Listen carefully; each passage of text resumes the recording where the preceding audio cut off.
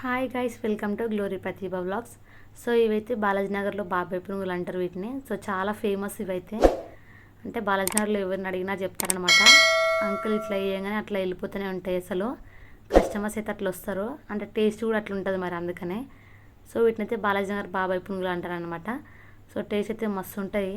So మీరు ఎప్పుడైనా ఖచ్చితంగా బాలాజీ నగర్ వస్తే ఖచ్చితంగా ట్రై చేసి వెళ్ళండి. ఎంత బాగుంటాయి అంటే అసలు తింటే ఇంకా మరి జన్మలో మర్చిపోయేది అట్లుంటుంది అనమాట. టేస్ట్ అయితే నిజంగా బాగుంటాయి. నేను కూడా అలవాటు పడిపోయాను వీటికి.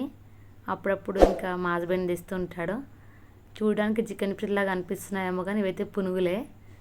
సో ఇప్పుడు మీరు ఖచ్చితంగా ట్రై చేసి చూడండి. ఎప్పుడైనా బాలాజీ నగర్కి వస్తే ఖచ్చితంగా తిని వెళ్ళండి. బాబాయ్ పునుగులు అంటే ఎవరైనా చెప్తారు. సో టేస్ట్ అయితే చాలా బాగుంటుంది.